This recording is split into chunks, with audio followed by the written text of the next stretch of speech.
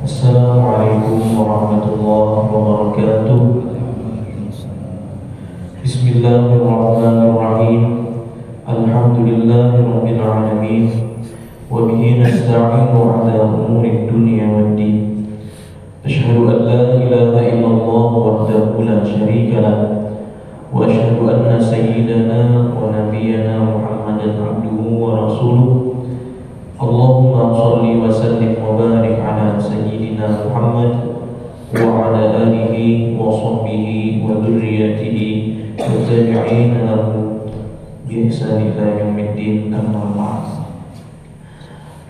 Pertama-tama marilah kita panjatkan puji syukur kita kepada Allah Subhanahu wa taala yang mana dengan segala limpahan karunia, taufik, hidayah, inayah dan nikmat-nikmatnya, nikmat kesempatan, kesehatan, panjang umur dan lain-lain, alhamdulillah kita dikumpulkan di tempat yang mulia ini, di pagi yang mulia ini, dan mudah-mudahan perkumpulan kita ini menjadi perkumpulan yang diberkahi, kembali keluar daripada tempat perkumpulan ini dalam keadaan dimaafkan, diampuni segala dosa, ditinggikan segala derajat, dan ditambah kemuliaan di sisi Allah Subhanahu wa taala. Amin ya rabbal alamin. Tak lupa pula salawat dan salam selalu tercurah dan terlimpah kepada junjungan kita, Nabi kita, Nabi besar Muhammad sallallahu alaihi wasallam, dan juga kepada keluarga beliau, para sahabat, para tabi'in, tabi'at tabi'in ila yaumiddin, amma ba'd. Hadirin wal hadirat yang dirahmati oleh Allah, sama-sama kita perbaharui niat i'tikaf kita di masjid ini dengan niat nawaitu an a'takifa fi hadzal masjid sunnatan lillahi ta'ala. Dalam hati sengaja aku beriktikaf di dalam masjid ini sunat karena Allah Ta'ala. Hadirin wal hadirat rahimakumullah. Berkata oleh Al-Habib Abdullah bin Alawi Al-Haddad rahimahullah wa nafa'ana bihi wa bi'ulumihi bid-darain, beliau berwasiat, wa 'alaika bit-tawakkuli 'ala Allah Ta'ala, fa inna man tawakkala 'ala Allah kafahu wa a'anahu wa tawalla, wa man yatawakkal 'ala Allah fa huwa hasbuh. Beliau berwasiat, Yazidin lazimilah dengan sifat tawakal, berserah diri, berpasrah, menyerahkan urusan kepada Allah Subhanahu wa ta'ala. Karena sesungguhnya orang yang bertawakal, menyerahkan urusannya kepada Allah, niscaya Allah akan mencukupinya dan Allah akan menolongnya. Sebagaimana firman Allah Subhanahu wa ta'ala, wa may yatawakkal 'ala Allah fa huwa hasbuh. Siapa yang bertawakal, berpasrah diri kepada Allah, menyerahkan urusan kepada Allah, maka Allah akan mencukupinya. Wa tawakkulu min thamarati sidqit tauhid wa thabati fil qalbi wa istilai 'alaihi.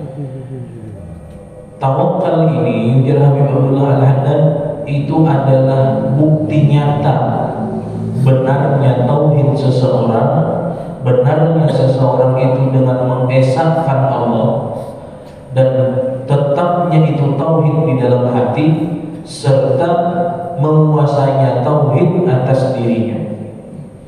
Kalau orang itu bertawakal, itu salah satu bukti bahwa dia memang jujur sebagai hamba Allah yang bertauhid, hamba Allah yang hanya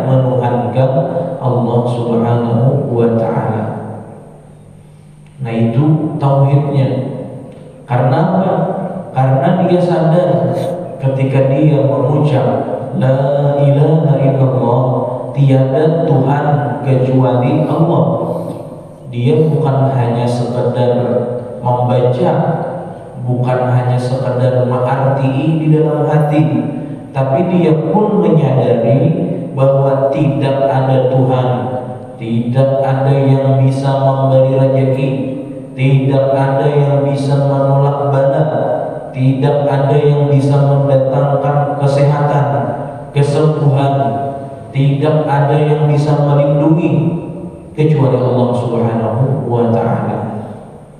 Jadi di antara makna la ilaha illallah itu selain semata-mata kita menyebut tiada Tuhan kecuali Allah, tapi kita merasakan bahwa memang segala urusan, segala perkara itu semua di bawah kekuasaan Allah, tidak oleh yang lainnya. Nah, itu kebenaran tauhid seseorang.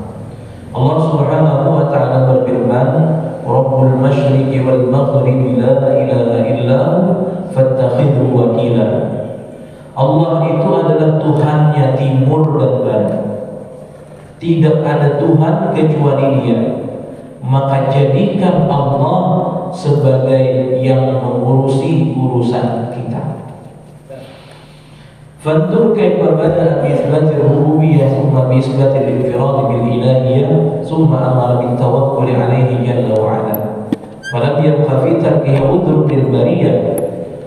Maka ujarlah dan pandanglah, pikirkanlah bagaimana Allah memulai ayat tersebut dengan menetapkan rububiyah, kekuasaan Allah. Allah yang mencipta kita, Allah yang mengurusi kita, Allah yang mengatur kita, Allah menghendaki segala sesuatu yang terjadi kepada kita. Allah adalah Tuhan yang mengurusi segala yang terjadi pada kita. Ini itsbatir rububiyah. Allah memandangkan bahwasanya kita sebagai makhluk ini ada di bawah kekuasaan Allah. Jangannya Allah ada hendak kita ini ada hendak. Jangannya Allah ada takdirkan kita ini berumur panjang, kita ada hari ini. Jangannya Allah ada berikan kita kesehatan, kita ada tentu bahwa hadir di sini. Jangannya ada kita ini diberi Allah pengetahuan, mungkin kita ada bisa apa-apa. Tapi jar Allah itu Rabbul masyriq wal maghrib. Allah yang memberi kita, Allah yang menghendaki kita seperti ini sekarang. Allah mulai ayat ini dengan Allah tampakkan kekuasaannya. Dan kemudian jar Allah la ilaha illallah. Allah sambung ayat itu dengan bunyi tiada Tuhan kecuali Dia. Allah tidak mengharapkan yang lain daripada kita selain untuk menyembahnya. Itu harapan Allah kepada kita. Dan memang tidak ada yang pantas disembah, tidak ada yang pantas diharap selain Allah Subhanahu wa ta'ala. Nah, jadi setelah Allah padahkan bahwa Allah itu maha segalanya dan Allah menyebutkan bahwa ada yang pantas disembah lain pada Dia, lain yang diharap tidak ada selain daripada Allah, maka Allah pun berfirman fattakhidhu wakila, serahkan urusan-urusanmu itu kepada Allah. Artinya tidak usah takutan, tidak usah khawatir, karena urusan yang kita hadapi, perkara yang kita hadapi itu semua sudah di bawah kekuasaan Allah, sesuai dengan kehendak Allah. Makanya dikatakan oleh para ulama bahwasanya di antara bodohnya seseorang itu adalah mengurusi perkara yang sudah pasti ada, sudah pasti teratur. Ini tanda jahilnya seseorang. Nang nyata sudah pasti terjadi, nang nyata sudah pasti pacangan hasil, tetap diurusi habis-habisan. Ini kada bakalan maulah seseorang itu bisa mempengaruhi perkara-perkara tersebut. urusan mati, misal urusan mati itu kan perkara yang sudah pasti akan terjadi. Kayak apa aja orang harapnya, kayak apa aja orang sehatnya, kayak apa aja panjang umurnya, ujung-ujungnya bakalan mati juga, bakalan mati juga. Nah kalau kita mengurusi itu dalam arti kata modelnya kayak mengatur-atur, oh tuh hendak matinya tanggal sekian, bulan sekian, ini seolah-olah kayak jahil. Kenapa?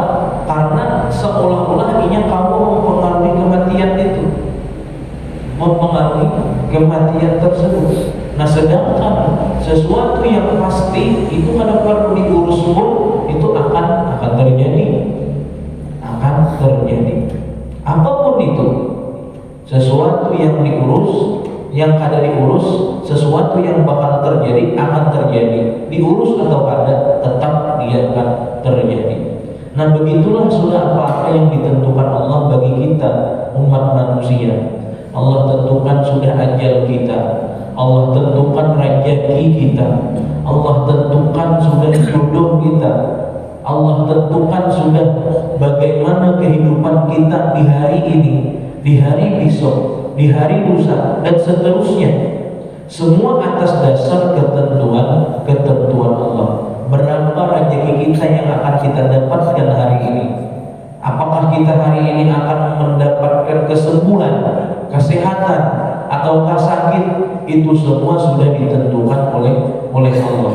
Kalau kita mengandalkan usaha, mengandalkan ikhtiar, lalu dengan ikhtiar tersebut kita berpegang untuk mendapatkan rezeki, menghindari penyakit,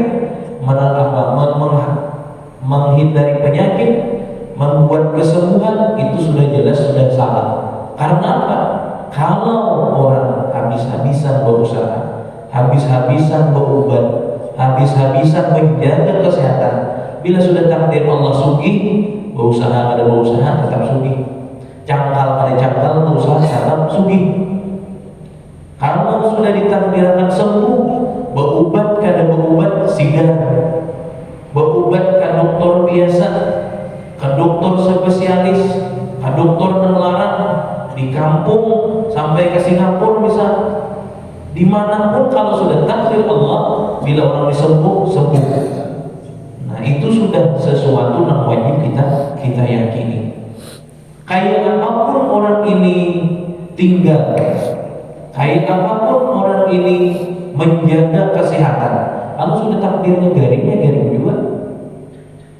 Makanya kalau seandainya orang itu berusaha, rezeki tergantung usahanya, maka tidak ada yang lebih kaya dibandingkan orang-orang yang lebih cangkal begawi.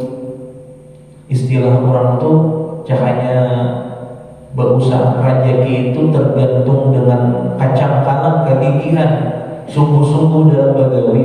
Itu yang paling sugih sudah tukang bangunan. Kenapa? Paginya turun seharian banting tulang, lapah awak, gulingkan rumah kemarian. Amun yang lain kan sampai itu, ada sampai kayak itu. Hari-hari orang ini menggawi perkara tersebut. Seandainya itu gawian tergantung kacangkalan, seandainya rezeki tergantung kacangkalan dalam gawian, niscaya itu buat tukang yang paling sugih. Tapi nyatanya kita melihat banyak aja orang yang sugih ada sacangkal tukang. Seandainya itu rezeki atau kesuksesan itu tergantung dengan kepintaran, niscaya semakin tinggi titel seseorang pasti semakin sugih. Namun nyatanya banyak aja orang-orang yang sekolah itu sampai S1, S2, S3, nyatanya lebih sugih orang yang tamat sekolah SD. Banyak aja macam itu.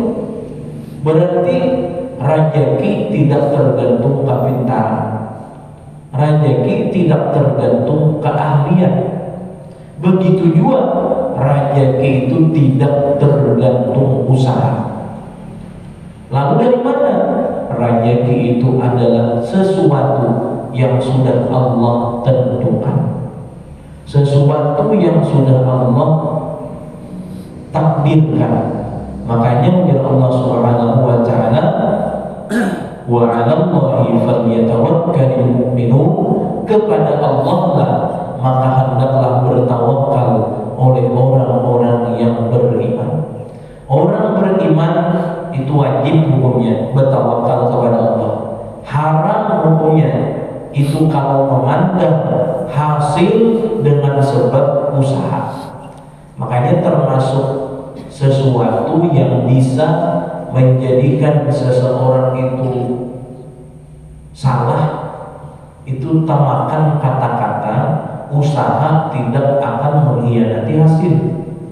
Ini kata-kata yang salah. Usaha tidak akan mengkhianati hasil. Amun cakal begawinya sugi ya. Amun ngomong di rumah kayak begitu sugi. Nah, ini kalimat-kalimat yang menyesatkan di dalam segi kaidah. Apa akidah? Dalam segi akidah, keimanan kita wajib meyakini urusan besar kecilnya rezeki itu adalah sudah ditentukan oleh Allah. Cakal kayak apa aja mengapung, santai kayak apa aja menyambung, itu pasti dia akan datang kepada orang yang sudah ditentukan oleh Allah Subhanahu wa taala. Nah, jadi wajib itu. Lalu bagaimana ikhtiar yang dilakukan? Apa gunanya ikhtiar yang dilakukan? Kalau kayak itu cara bertawakal aja di rumah itu di rumah. Apakah itu aja? Apakah tinggal menunggu aja? Oh, ternyata tidak. Ternyata tidak. Allah jadikan di dalam kehidupan kita ada hasil, ada usaha. Untuk apa usaha itu? Usaha itu semata-mata Allah ingin menguji kita dan ingin membalas kita. Apakah usaha kita itu baik sehingga dikategorikan itu menghasilkan pahala, ataukah itu usaha jahat sehingga masuk kategori dosa? Urusan hasilnya tetap. Orang hari ini dapat rezeki ditentukan Allah misal 100.000, inya bergerak di rumah tetap 100.000 jangan dapat. Turun ke pasar atau tetap 100.000 juga, ada mungkin lebih. Seandainya ada di rumah ada toko tapi maling kurang 100.000 juga. Cuman jalannya yang berbeda. Kalau orang bergerak di rumah, mahadam aja ada nama dari duit 100.000. Ini orang tidak mendapatkan selain rezeki. Pahala ada, dosa ada. Tapi kalau orang turun ke pasar, niat untuk mencari harta yang halal, begawi kepaumaan, niat untuk mencari rezeki yang halal. Untuk apa? Untuk menafkahi keluarga, untuk mencukupi keperluan keluarga. Nah, di dalam hadis orang ini disebutkan sebagai orang yang bisa bilillah. Orang ini berjalan di jalan Allah. Maka mulai turun pada rumah sampai ke pasar. Di pasar beulih kada beulih, boleh ke rumah membawa pahala bisa bilillah. Nah, jadi niatnya dan caranya itu. Nah, dan sebaliknya orang yang turun pada rumah niat hendak dikurang, tujuannya memelihara duit sampai 1 juta bisa, tapi takdir Allah hari itunya dapat hanya 100.000. Nah, maka orang tersebut turun menipu orang, ada boleh kecuali 100.000, dan jalannya ini adalah jalan yang dimurkai oleh Allah. Dosa yang didapatkannya rezeki seitu aja. Nah, inilah sudah ketentuan Allah. Perkara yang kita temui, urusan yang kita jalani, ikhtiar yang kita pilih, itu tidak akan mempengaruhi rezeki kita, tapi akan bisa menjadikan pahala ataupun dosa untuk kita yang menjalaninya. Untuk kita yang menjalaninya. Nah, diceritakan itu Imam Ibrahim bin Adham. Imam Ibrahim bin Adham ini ketika beliau sedang di perjalanan, beliau melihat seekor burung yang terjatuh dari pohon dalam keadaan sayap yang patah. Lalu didekati oleh Sidin. Ujar Sidin, melihat burung ini, sebuting kau hendak membuktikan langsung di hadapan mataku. Kalau memang Allah itu berjanji, wa ma min dabbatin fil ardi illa 'ala Allahi rizquha, tidak ada sesuatu yang hidup di muka bumi ini kecuali Allah yang menjamin rezekinya. Nah, aku hendak membuktikan janji Allah ini benar ya sini. Aku melihat burung ini kan awal lagi burung ini terbang, ada awal lagi mencari makan. Apakah Allah tetap menjamin rezeki? Ditunggu di sini. Beberapa saat kemudian datang burung yang lain yang gagah membawa di mulutnya makanan. Mendekati burung yang patah sayap tadi, diberi makan oleh burung yang gagah ini. Diberi makanan, butuh terbang pulang, akhirnya datang pulang, sampai kayaknya si burung yang patah sayap ini. Nah, sejak saat itu Imam Ibrahim bin Adham itu menjadi sangat yakin bahwasanya rezeki Allah pasti menanggungnya. Nah, Sidin dahulu itu berusaha cangkang, ambil usaha. Kenapa yakin rezeki itu Allah menjamin? Boleh karena berita tentang Imam Ibrahim bin Adham ini didengar oleh Imam Ash-Shibli karena hidupnya semasa. Oleh Imam Ash-Shibli itu dikirim utusan, sampaikan kepada Ibrahim bin Adham bahwasanya apa yang dia lakukan itu terlalu rendah, terlalu lemah. Mahadam wara rezeki lagi di rumah. Mahadam wara. Ujar Sidin, kalau dia melihat burung yang patah sayap diberi makan oleh Allah lewat perantara burung yang gagah, maka hendaknya jangan jadi burung yang patah sayap, tapi jadilah burung yang gagah. Kenapa? Karena burung yang gagah ini sebab kehidupan seseorang. Karena orang yang suka memberi, ini orang yang diberi Allah pahala. Amunnya umur di rumah dia dapat makan apa? Tapi kalau turun berusaha, niat di hati dengan usaha ini bila berhasil, insya Allah akan diberikan kepada orang-orang yang perlu sebagiannya. Kau menolongi orang, kau meniatakan dasar ibadah. Kenapa? Ada usaha. Urusan dapat kada dapat itu terserah Allah. Pokoknya turun niatnya ada. Nah, orang-orang seperti ini turun pada rumah untuk berusaha, ia dapat pahala. Nah, ia dapat pahala. Cuma ingat, jangan sampai menganggap pahala atau menganggap ikhtiar atau usaha itu sesuatu yang bisa mempengaruhi, bahkan menjadi inti di dalam hasil daripada gawian tersebut. Itu ada boleh. Itu kadang boleh menganggap itu sebagai sesuatu yang bisa menghasilkan hasil dari ikhtiar tersebut. Kenapa? Karena kita wajib meyakini segala rezeki itu Allah menjaminnya. Nah, hadirin wal rahimakumullah. Dalam hadis Rasul sallallahu alaihi wasallam menyebutkan, "Lau tawakkaltum 'ala Allahi haqqa tawakkuli la razaqakum kama yurzaqu at-tayru taghdu himasan wa taruhu bitana." Jika mau kalian itu bertawakal kepada Allah sebenar-benar tawakal, artinya di hati kita ini kadang lalu mengaitkan usaha kita dengan hasil rezeki. Kita meyakini hasil itu Allah. Niscaya Allah akan beri rezeki kepada kalian sebagaimana Allah memberi rezeki kepada burung. Sifatnya burung taghdu himasan wa taruhu bitana, berangkat di pagi hari dalam keadaan perut yang kosong, pulang di sore hari dalam keadaan perut yang penuh. Itu kan sifatnya burung. Di mana ia mencari rezeki? Ada tahu ya. Ada yang terapung aja seharian. Buling ke rumah kanyang.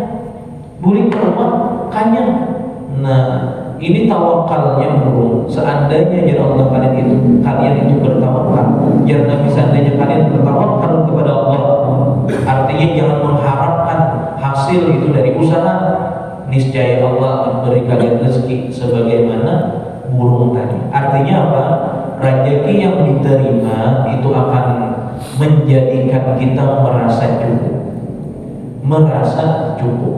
Memang tidak akan bertambah daripada apa yang ditakdirkan Allah dan tidak akan berkurang.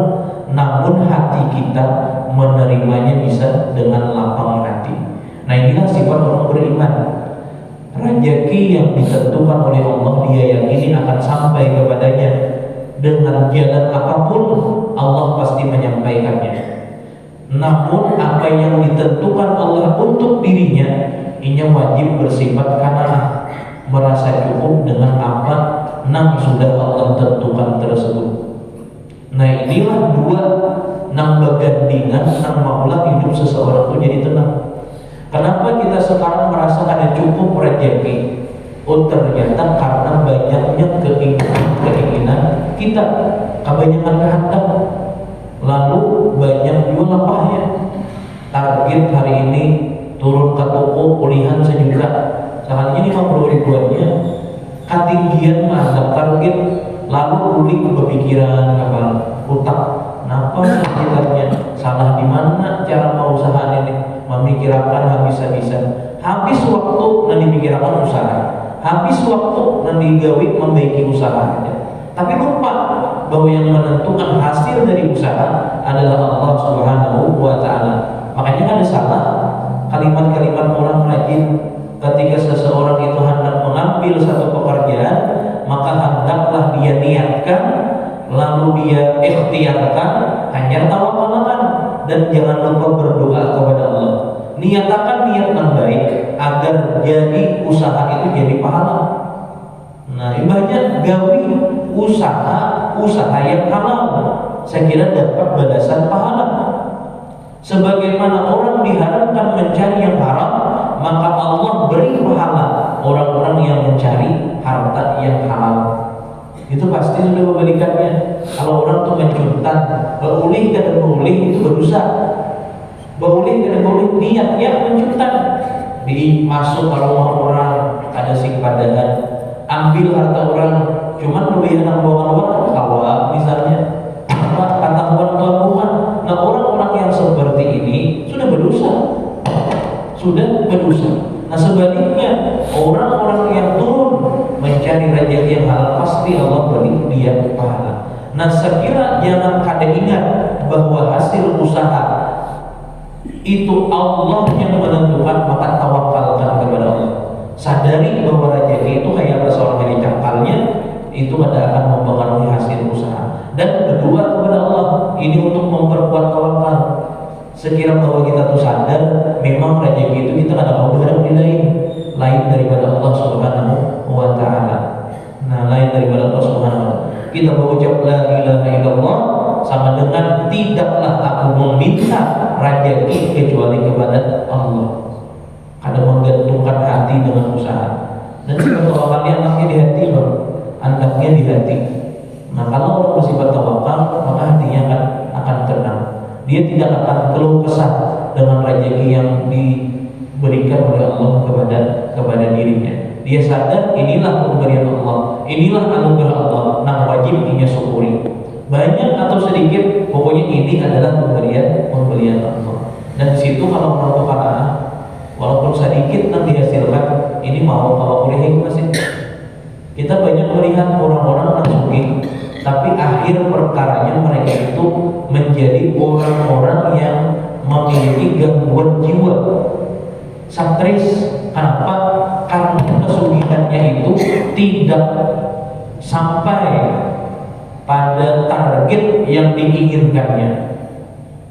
Dia habis-habisan berusaha, habis-habisan mencari jalan rezeki untuk berharap sampai target, ternyata takdir Allah tidak seperti itu menghendakinya.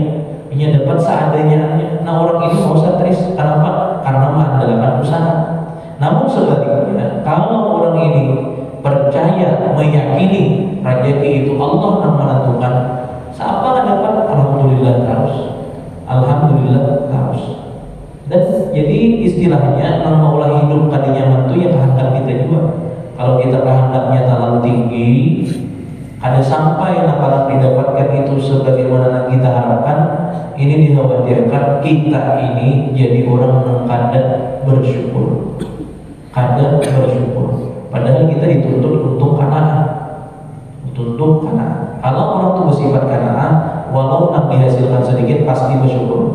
Makanya Imam Al-Ghazali rahimahullah itu pernah mengatakan, biar sidin, seandainya cukup bagi engkau dalam sehari itu 2 potong roti yang basah, dan dalam setahun itu 1 pakaian yang lusuh, yang murah, niscaya tidak akan sulit kehidupan untuk dirimu. Jadi kalau kita ini dalam sehari tidak usah memikirkan lauk yang nyaman. Bila kau makan sudah, ya alhamdulillah. Nah, alhamdulillah dalam setahun tidak usah memikirkan sabar minggu anakku kejuanya. Dalam setahun sekali baju, biarlah baju dalam setahun sekali, tapi juga bajunya kan bisa larang ada bapak. Niscaya hidup kita ini kan akan ngalih. Karena apa jadi ngalih? Karena kebanyakan target. Tahun ini anak beli rumah, tahun ini anak rumah motor, duitnya ada. Lalu nggak bisa berusaha, lapah jadinya, sampai mengorbankan agama, tertinggal sembahyang atau sembahyang tak keluar daripada waktunya, kalapahan kadang kala lagi hadir di majelis ilmu, kadang kala lagi sembahyang berjamaah di masjid, gara-gara menghabiskan waktu di dalam menjalankan usaha. Akhirnya apa? Akhirnya agama terkorbankan dan usaha itu menjadi lapang, hasil tidak akan bertambah daripada apa yang sudah ditentukan oleh Allah. Kalau berhasil sakit hati jadinya. Ada sesuai lawan kehendak, bermodal ini hitungan seorang, hitungan manusia. Kalau dia berusaha kayak ini, modalnya seini, bentuk usahanya kayak ini, setahun kawan rumah, setahun kawan motor, coba kategori, ternyata setahun habis. Bukannya ada kawan-kawan, ada lagi habis. Nah ini sudah ketentuan Allah. Kalau orang ini kada sadar bahwa rezeki sudah Allah tentukan, satris jangan. Nah satris jangan. Gara-gara ketinggian mandang target. Makanya jadi Imam Ghazali tadi, seandainya cukup bagi engkau dalam sehari 2 potong roti, ya istilahnya kita tuh nasi warak, nasi barisnya baris yang murah, lauknya bilang ada belau, alhamdulillah, ada nggak jadi masalah. Setahun itu 1 pakaian yang murah aja, niscaya hidup dia kadang alih. Niscaya hidup kadang alih. Bahkan tukang beca ataupun orang-orang nanggawiannya kadang pasti. Orang-orang nanggawiannya tuh sehari itu ada pasti. Bauling gak ada, kadang bisa 3.000, kadang 5.000. Ini merasa dirinya sudah kaya kalau dia cukup dengan sesuatu yang sederhananya.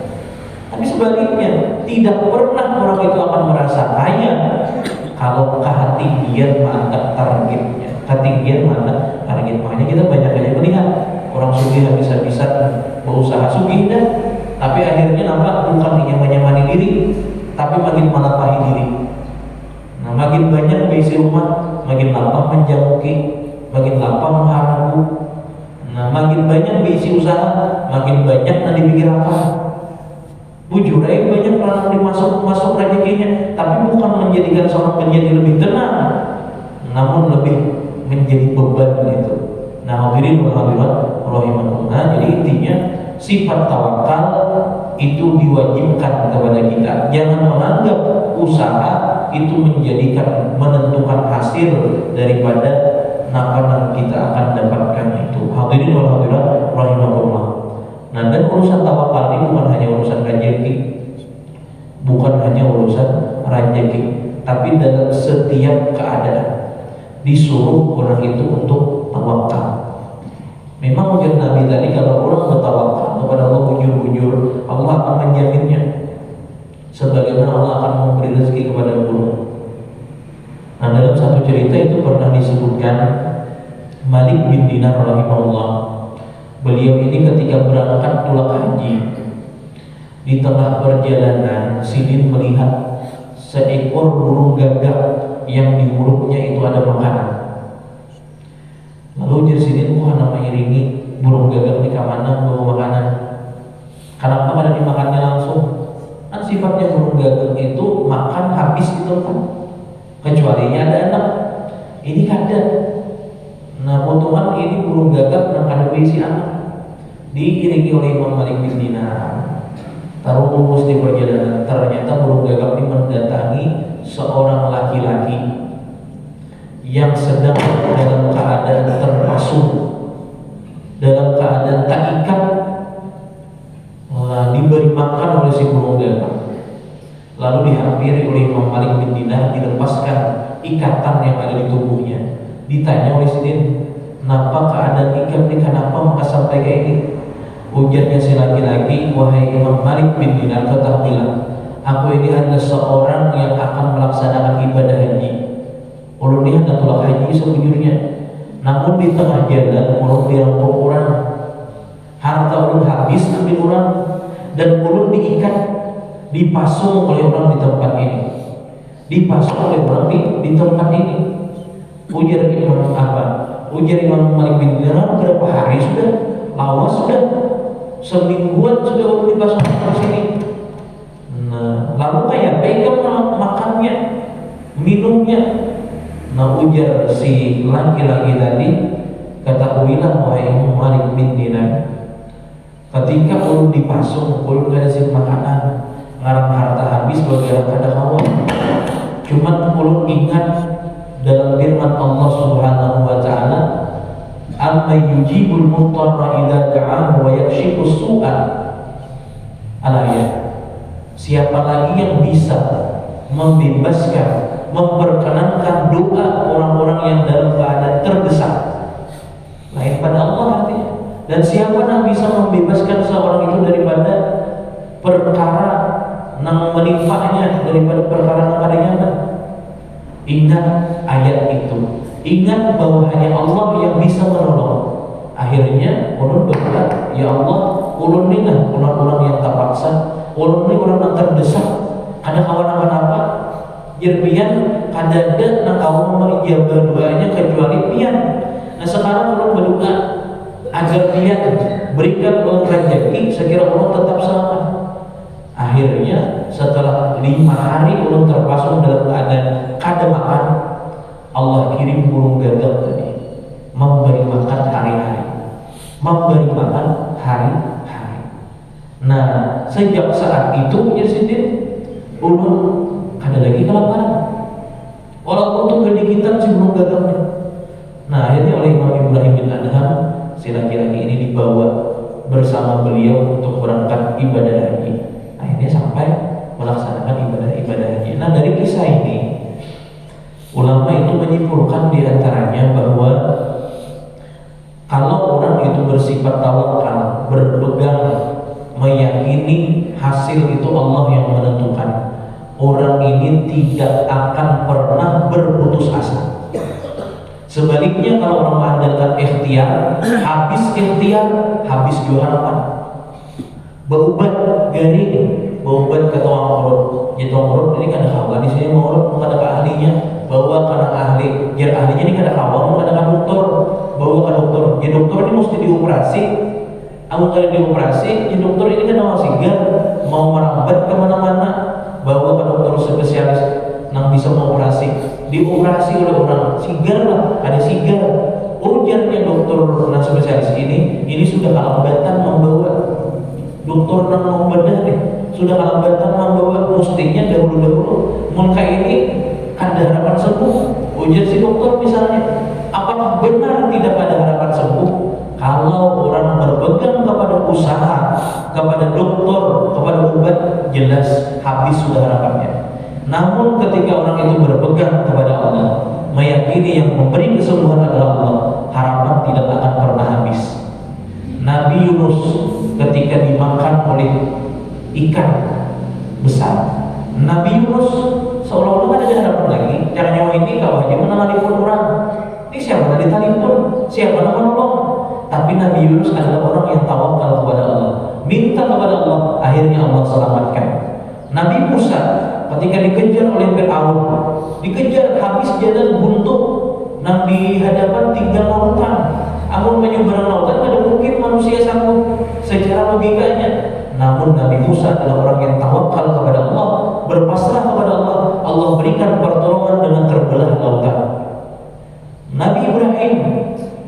hamba Allah yang mulia, kekasih Allah, ketika beliau dilempar ke dalam api yang begitu besar, api yang dinyalakan itu satu tangan, dilempar Nabi Ibrahim.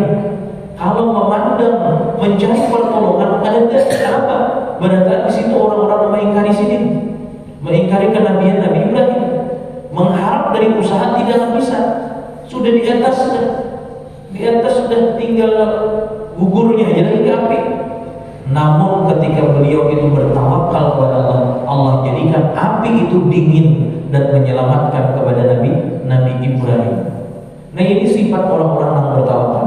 Rasul sallallahu alaihi wasallam bersama Sayyidina Abu Bakar Siddiq ketika hijrah dari Makkah ke Madinah bersembunyi di Gua Thur. Ketika sampai di Gua Thur, orang-orang kafir Quraisy berada di muka Gua Thur. Abu Bakar ketakutan. Kalau pacangan kadang-kadang orang kada kemana-mana lagi muka, kada kemana-mana lagi muka. Nah, takut ujar Rasul sallallahu alaihi wasallam, la tahzan, kada usah takutan, innallaha ma'ana. Allah bersama kita. Artinya kita kadang-kadang mau mengandalkan usaha kita. Kalau mengandalkan usaha, kadang mau apa? Tapi ingat, Allah yang menolong kita. Allah yang bisa menyelamatkan kita. Akhirnya apa? Allah jadikan orang kafir Quraisy tadi pergi tanpa menjemuk ke dalam gua. Allah akan menolong orang-orang yang bertawakal kepadanya sebagaimana firman-Nya, "Wa may yatawakkal 'ala Allah fa huwa hasbuh." Siapa yang bertawakal kepada Allah, maka Allah akan mencukupinya. Dan inilah yang menjadi pelajaran dasar, menjadi sesuatu yang mesti dimiliki oleh setiap orang. Bahkan mulai dari kanak-kanak sudah dilajari, di sekolahan tingkat sudah dilajari. Setiap turun daripada rumah itu baca doa Bismillah tawakkaltu 'ala Allah. Nah, dengan nama Allah aku serahkan urusanku itu kepada Allah. Bila dapat sesuatu yang menyenangkan, syukur. Bila dapat sesuatu yang tidak sesuai dengan keinginan, bersabar. Pokoknya urusan kayak apa hasil itu diserahkan kepada Allah. Setiap turun pada rumah bahkan disuruh kita membaca doa tersebut. Nah, hadirin wal hadirat rahimakumullah. Mudah-mudahan Allah jadikan kita hamba-Nya yang selalu bertawakal kepadanya. Allah cukupi segala keperluan kita.